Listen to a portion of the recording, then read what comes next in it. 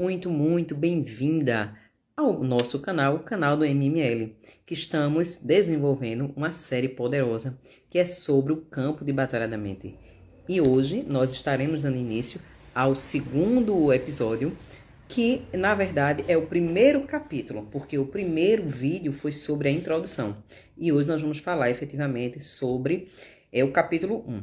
O capítulo 1 ele tem como tema a mente é um campo de batalha. Se você não assistiu o primeiro, que é a introdução, volta lá, assiste antes da continuidade, porque é um livro que eu estou estudando.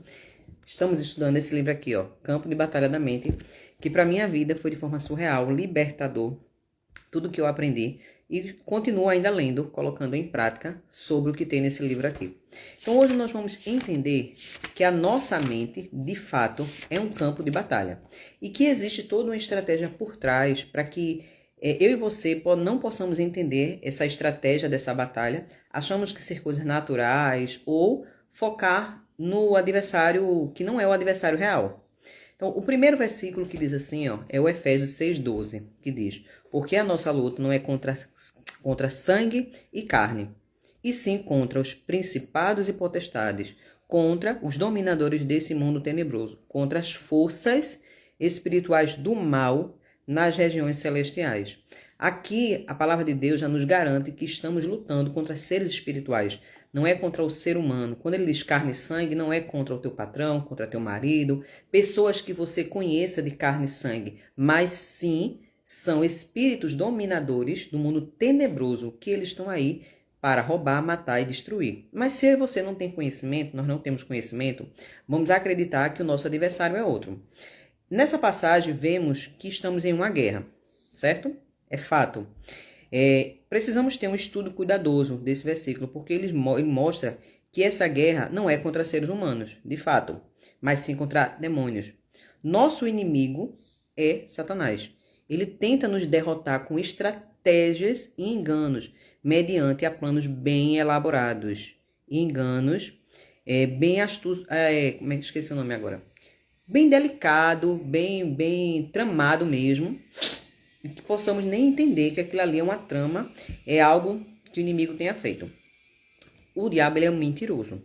Jesus o chamou de pai da mentira e de tudo que é falso, está lá em João 8,44. Ele mente para você e para mim. Ele nos diz coisas sobre nós mesmas. Quantas vezes nós dizemos: eu sou assim, eu sou assado, eu não consigo, eu sou a pior pessoa do mundo, eu errei, eu não mereço perdão. Aquilo ali, ele está colocando coisas na sua mente e você fala. Vem as ideias e você fala, porque é na mente, é no campo da mente a nossa guerra. E aqui, ele diz aqui, cadê? Não só sobre nós, mas também sobre outras pessoas, circunstâncias. Ele vai bombardeando, gente, a nossa mente. Vai criando um padrão bem delineado, com pequenos pensamentos oportunos, pequenos. Ele não bota a estratégia toda, ele vai contando pequenas histórias para você. Pode ser suspeitas. Exemplo, do nada seu marido, ele vai sair, ou sei lá, qualquer pessoa. E vem, será que isso é verdade? Joga dúvida, medo, perguntas, questionamentos, e você fica... eu acredito nisso. Você começa a ter um diálogo. Para e pensa, quantas vezes você já teve um diálogo com você mesmo? Você não entende, mas é você falando com você mesmo. Por quê? Porque o inimigo, ele lança esses pensamentos e você começa a ter um diálogo e daqui a pouco você está agindo conforme ele tramou para você. Ele sabe do que gostamos e do que não gostamos. Conhece as nossas inseguranças, nossas fraquezas, nossos medos. Sabe o que mais nos aborrece. Ele está pronto para investir o tempo que for necessário para nos derrotar. Um dos pontos mais fortes do inimigo é a paciência. E aqui tem falando, demolindo fortalezas. Como é que a gente pode demolir essas fortalezas? Porque tudo isso são pensamentos que o inimigo coloca, são fortalezas. Fortaleza você está lá, protegida, porém com uma mentira que foi colocada na sua mente, foi levantada, e você acredita fielmente que aquilo ali é verdade. Porém, é mentira, é uma fortaleza do inimigo que ele colocou lá. Também chamamos de crenças, tá? A 2 Coríntios 10, 4 e 5 diz: porque as armas da nossa milícia não são carnais. Olha, nossas armas não são carnais. Não adianta você acreditar que você tem uma 12 em casa, uma bazuca, uma metralhadora, você tá bem garantido. Não tá, porque a nossa luta não é as nossas armas não são carnais. Não tem poder nela, não na carnalidade, no físico. Porque porque as armas da nossa milícia não são carnais, e sim poderosas em Deus para destruir fortalezas, anulando sofismas, mentiras, né? E toda altivez que se levante contra o conhecimento de Deus e levando cativo todo o pensamento à obediência de Cristo. Precisamos ter obediência, obedecer a palavra de Deus. Mas para que eu possa obedecer a palavra de Deus, eu preciso conhecer. Satanás, ele tenta estabelecer fortalezas em nossa mente mediante uma estratégia cuidadosa e engano astuto. Uma fortaleza é uma área, olha só, o que é uma fortaleza? Uma fortaleza é uma área na qual somos mantidos escravizados, em prisão, em decorrência de certa forma de pensar. Quantas vezes vivemos a nossa vida toda cheio de fortalezas? Pode ser na área financeira, pode ser na área conjugal, pode ser na área de relacionamento com os pais. Não sei quais as fortalezas o inimigo colocou sobre a sua mente. Mas certo é que todos nós temos fortalezas. E precisamos combater com as armas específicas, com as armas que são poderosas em Deus, para destruir, levando todo o pensamento, levando tudo cativo à obediência a Cristo. Se não usarmos as armas corretas, infelizmente, já somos derrotados no campo de batalha, que é na nossa mente. Nessa passagem, o apóstolo Paulo nos diz que temos as armas de que precisamos para dominar as fortalezas de Satanás. Aprenderemos mais sobre essas armas mais tarde. Mas agora, note que estamos mais uma vez engajados em uma guerra. A guerra espiritual. No verso 5, nos mostra claramente o local da batalha na qual está a guerra travada, que é onde? Na nossa mente. Quantas vezes você já parou para pensar o que você está pensando? Simplesmente vem um pensamento, você tem aquele sentimento, o sentimento, a emoção, e você vai e age. E posterior terá o resultado. Infelizmente, muitas vezes danoso, muito danoso para a nossa vida. O diabo argumenta conosco, oferece-nos teorias e questionamentos. Toda a atividade se passa na mente. A mente é o campo de batalha. Vou dar um resumo aqui agora do que nós falamos. O resumo ele diz: 1. Estamos engajados em uma guerra. 2. Nosso inimigo é Satanás. 3. A mente é o campo de batalha. 4. O diabo trabalha diligentemente para estabelecer fortaleza em nossa mente. 5. Ele faz isso mediante estratégia e enganos, planos bem elaborados e enganos astutos. 6. Ele não está com pressa, desenvolve seu plano com tempo. E agora vamos examinar seu plano mais claramente por meio de uma parábola. Eu vou contar para vocês aqui uma história que é de João, o lado de Maria e o lado de João. Um casal, tá? Que eles viviam o tempo todo em choque. Maria, muito mandona, aquela mulher que resmungava, aquela mulher que não aceitava nenhum pensamento do marido, ela batia de frente, ela era controladora, ela trabalhava, todas as finanças na mão dela, ela fazia tudo, não deixava o marido fazer nada. Sabe o que é nada? Aquela mulher totalmente com a energia lá em cima masculina. E eu vou abrir para vocês aqui, por muitos anos eu fui essa mulher. Por muitos anos eu agi dessa forma. E eu acreditei que essa era a mulher que era uma mulher sábia. Era a mulher que era dominadora. A mulher que fazia tudo. Não deixava o marido fazer nada. E eu fui essa mulher por anos. Não foi o lado de Maria, mas foi o lado de Viviane. Só que eu não entendia. Eu acreditava que eu estava sendo sábia. Eu achava que eu era sábia. Mas depois, ao buscar o autoconhecimento, me aprofundar na palavra, me aprofundar nessa descoberta, eu vi o quanto eu estava sendo inocente, no bom sentido, de cair, né, nas armadilhas do inimigo. Então, Maria, aqui o lado de Maria, ela não aceitava nenhum tipo de informação que viesse do marido. Existia sempre discórdia entre eles. Eles viviam num ambiente totalmente sem paz. Aí você pode me dizer assim: Viviane, já sei a solução para Maria e João, seria aceitar Jesus. Pasme, os dois conhecem Jesus. Os dois já tinham aceito Jesus. E depois eles tiveram um casamento. Então eles eram salvos. A diferença que existiu: antes eles eram infelizes e sem esperança. Não sabiam da salvação. Hoje eles continuam infelizes, porém sabendo da certeza da salvação, que eles entregaram a vida para Jesus. Mas a vida deles continua totalmente trocada. E isso é tão real, gente, tão real, porque eu vivi. Eu não entendia eu achava que tem aquele versículo que diz assim, eis que tudo se fez novo. Quando você aceita Jesus, eis que tudo se fez novo. De fato, você ganha um espírito. Seu espírito, você agora pertence ao Senhor.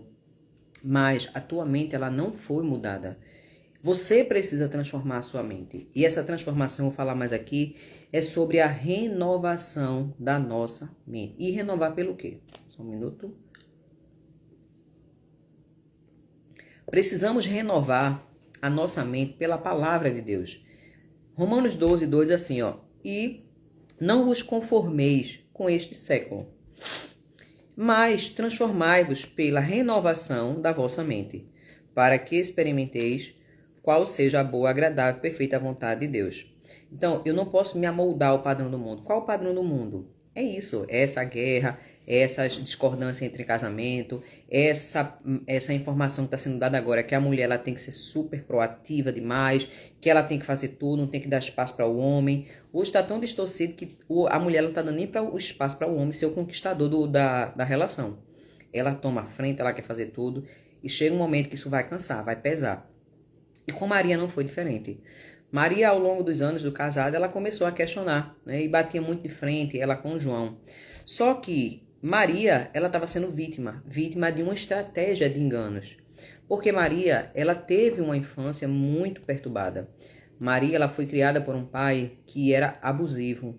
Ele era truculento. Ele espancava Maria com frequência, não só ela, mas a mãe dela também. Já o irmão dela, ele era beneficiado, não fazia nada contra ele. Já Maria, bastava ao pai chegar em casa, Maria falar qualquer coisa, ele espancava Maria.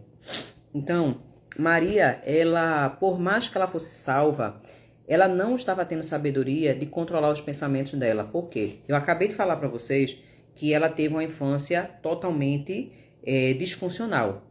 E Maria, ela inconscientemente, ela disse: quando eu sair de casa, quando eu casar, homem nenhum mais, quando eu for embora daqui, ninguém jamais me dará ordem outra vez.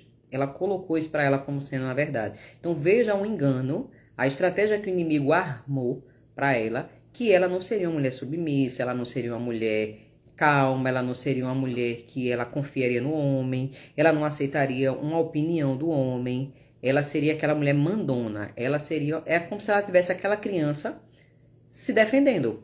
Então a criança de Maria está presa, é uma criança ferida. Isso ela levou toda a vida dela, mesmo estando na presença do Senhor. Isso aconteceu comigo também. Eu vivi um casamento que eu tinha uma criança ferida e eu não sabia, não identificava porque eu não buscava o conhecimento. Eu não tinha entendimento sobre os pensamentos, porque aqui, ó, Maria, ela não podia controlar suas ações. Por quê? Porque não controlava seus pensamentos.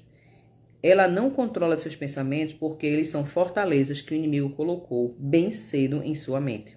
Então, Maria, desde a infância, foi todos os dias. Imagine Maria passando por aquela situação de espancamento, né, de grosseria do pai, vendo aquela situação todinha. Quantas vezes ela não ouviu aquilo ali, que ela era, que os homens seriam melhores do que ela, que o homem pode fazer aquilo, que a mulher ela tem que ser espancada mesmo, que a mulher ela é, sei lá, várias mentiras que foram colocadas na mente dela mediante o que ela viveu. E aquilo ali foram sendo repetidos anos e anos, várias e várias vezes por dia. Muitas dessas mentiras. Então Maria, quando ela casa, mesmo ela aceitando Jesus, ela tem essa fortaleza e ela diz: não, agora não mais. Agora eu não aceito informação nenhuma. E isso gera muitos problemas.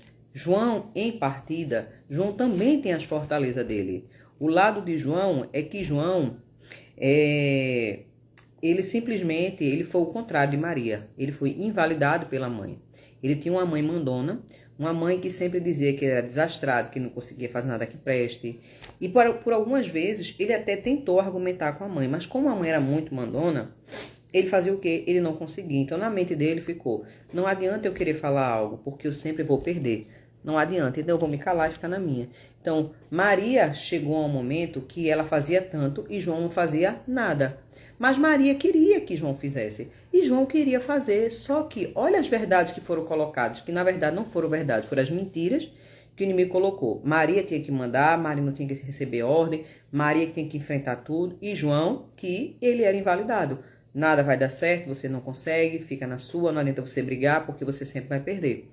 Então, João se frustrava no canto dele, Maria vinha com 10 pedras na mão, queria que ele mudasse, Ele sabia que na mentalidade dele que não ia adiantar ele brigar. Ele ficava na frente da televisão, entrava na caixinha do nada dele e vivia. Eles começaram a viver uma vida totalmente o quê? Troncha, uma vida do jeito que o inimigo quer. Um ambiente hostil, um ambiente que não tem lá a paz do Senhor reinando naquele ambiente. Mas, Viviane, o que é que eles devem fazer, já que eles já sabem, eles já aceitaram Jesus? Pois bem, não adianta só aceitar Jesus. Eles precisam renovar a mente deles pela palavra de Deus. Eu tenho entendido todos os dias que é fundamental vivermos a palavra de Deus. Não só conhecer, mas vivermos. E esse viver é transformar, sermos transformados. Qual a verdade sobre Maria e sobre João? Então eles precisam juntos. Vai levar tempo? Vai, mas eles precisam amadurecer. Eles precisam todos os dias lutar contra aquela mentira que foi implantada na mente dele durante anos e anos e eles entenderem a verdade de Deus. Porque a verdade de Deus, a palavra de Deus, ela tem o poder de transformar, ela tem o poder de libertar. E ele ainda diz, né? E se vocês permanecerem na minha palavra, está lá em João 8, 31, 32, sois verdadeiramente meus discípulos e conhecereis a verdade e a verdade vos libertará. Precisamos conhecer a verdade e permanecer na verdade. Permanecer é declarar, é viver, é deixar entrar o nosso nível espiritual para que aquilo ali haja uma transformação. Não só saber que está escrito na Bíblia, como tem muitas pessoas que sabem que tem, pega o livro, uma Bíblia e bota como de cabeceira, às vezes até aberta só num versículo. A palavra ela não vai pular ali, simplesmente fazer o que tem que ser feito. Você precisa declarar, há poder em declarar. Há poder em falar a palavra de Deus. Então, Maria e João precisam trabalhar essas novas verdades à medida que eles aprenderem a lidar com essas armas e começar a destruir as fortalezas do inimigo que foram construídas em suas mentes. Ela conhecerá a verdade e a verdade vai libertar ela, tanto ela quanto ele. Eles precisam viver essa liberdade através do conhecimento da palavra de Deus. Essa parte aqui do testemunho, quando você pegar o seu livro, você vai ler ela todinha. Eu estou só resumindo para vocês aqui, porque essa é a história. Você lê todinho, detalhadamente, a história do lado de Maria e o lado de João, tá bom? Então, eu quero que você entenda com esse vídeo que é de extrema importância que você aprenda a lutar com as armas corretas. A arma correta é a palavra de Deus. Mais um exemplo. Jesus, quando ele foi levado ao deserto, que ele foi tentado lá pelo inimigo, como foi que ele lutou com ele? Ele lutou com o inimigo através de murro, soco, Não. Como foi que ele lutou? Ele disse, está escrito, está escrito. A palavra é a espada. Então eu preciso guerrear. Eu preciso trabalhar mediante a verdade, que a arma que nós temos, ela é poderosa apenas em Deus, não da nossa forma. Então não adianta Maria lutar com João, o João lutar com Maria. Aí eu pergunto a você, quem tem sido o João na tua vida? Quem é o João e quem é a Maria que você tem sido? Pare e analisa. Analisa o teu passado, analisa a tua história, analisa a criança ferida. Vai para a palavra de Deus. Deus ele tem a verdade. Permaneça na palavra e você será liberta em nome de Jesus. Então, Lucas 4,19 diz assim, ó. O Espírito do Senhor está sobre mim, pelo que me ungiu para evangelizar aos pobres. Evangelizar os pobres. Enviou-me para proclamar libertação aos cativos e restauração da vista aos cegos, para pôr em liberdade os oprimidos e apregoar o ano aceitável do Senhor. Com os problemas conflitantes de João e Maria, não é muito difícil imaginar como é que estava o lado deles, né? O lar deles. Lembre-se, eu disse que muitas discórdias existiam com eles. Discórdia nem sempre é guerra, eram discórdias.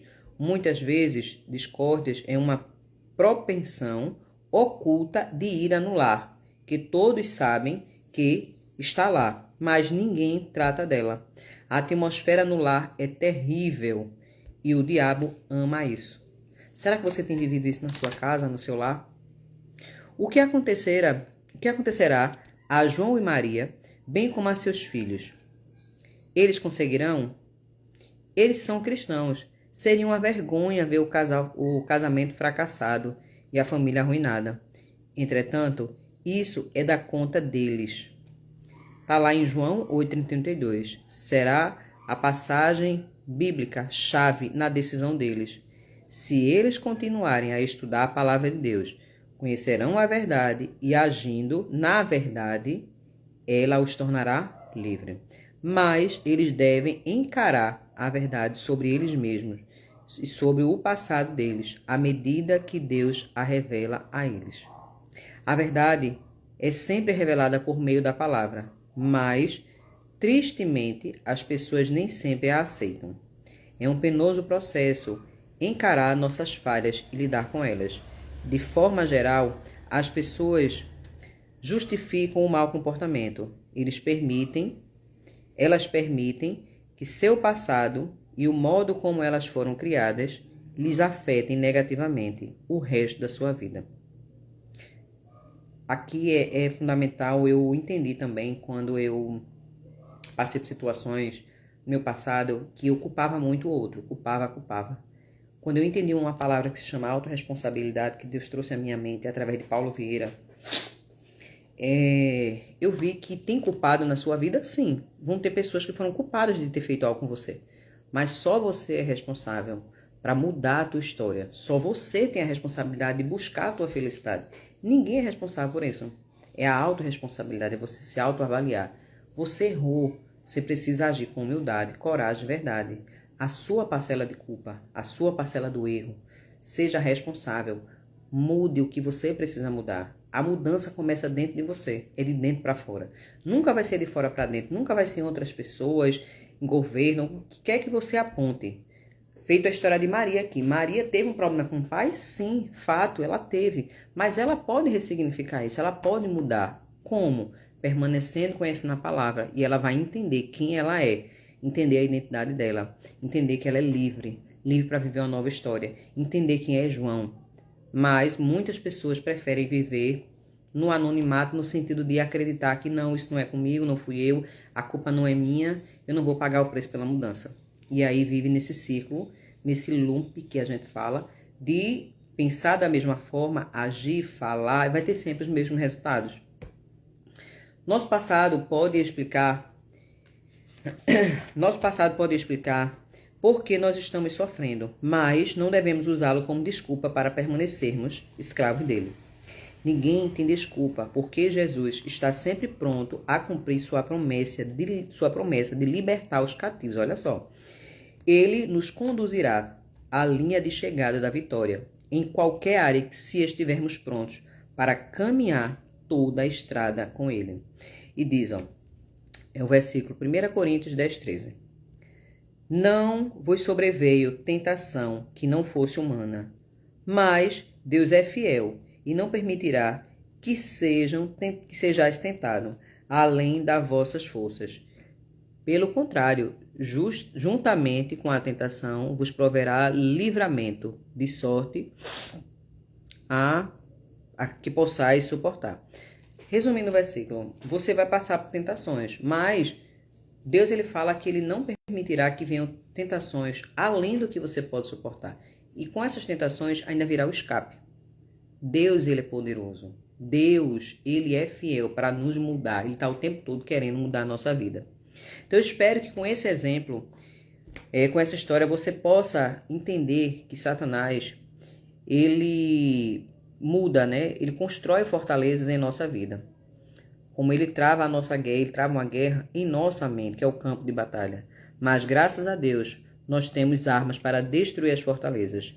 Deus não nos abandona e nem nos deixa desamparados.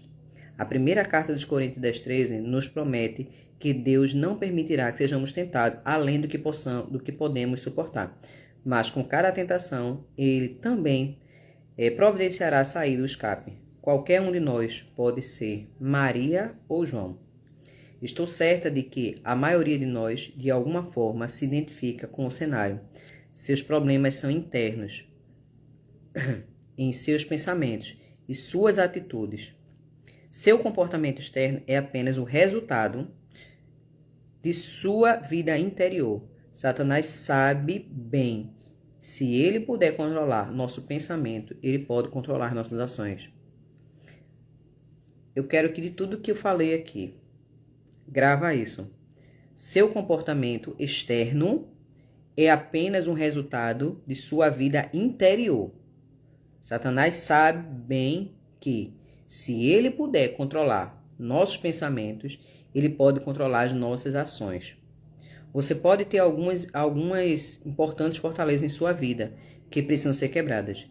Deixe-me encorajá-la, dizendo: Deus está do seu lado. Há uma guerra se desenrolando e sua mente é o campo de batalha. Mas a boa notícia é que Deus está lutando ao seu lado. Esse livro, ele prova, mediante a palavra de Deus, que nós temos uma guerra, uma batalha, na verdade, na mente, que é o campo de batalha. Todos nós, todos. Nada você tem, sim. A nossa mente é o campo de batalha. E se o inimigo ele puder controlar os teus pensamentos, ele controla as tuas ações. Quantas pessoas às vezes dizem assim, eu não queria fazer isso, terminei fazendo. Foi por causa de um pensamento que veio. Às vezes você está quieto num canto, do nada vem um pensamento horrendo na sua mente. E aí você, por não vigiar, não parar para pensar no que você está pensando, você vai e age, você vai lá e tem ações coerentes com aquilo ali. Eu conheço pessoas, vou falar de mim também. No passado eu era uma mulher super ciumenta, super ciumenta. Eu procurava tudo, eu via tudo, por quê? Porque vinham informações na minha mente, pensamentos, e eu ia lá e agia. Eu não parava para pensar, será que isso é verdade? Ou mesmo o que a palavra de Deus diz? Eu preciso confiar em Deus, não na minha vista, não no que eu estou vendo. Quando paramos para analisar os nossos pensamentos e vamos de acordo com a palavra de Deus, vamos ter uma vida de liberdade. Então eu quero com esse pequeno capítulo que você comece a analisar. Como é que tem sido a sua vida? João e Maria. Analisa. Compra já esse livro. Lê todos os dias. E a sua vida será transformada. Tá bom? Deus te abençoe. Te espero semana que vem no capítulo 2. O capítulo 2 já vou deixar para você. O capítulo 2 que diz assim, uma necessidade vital. É o tema que nós vamos trabalhar na semana que vem. Deus te abençoe e até o próximo vídeo. Que assim seja. Bye. Tchau, tchau.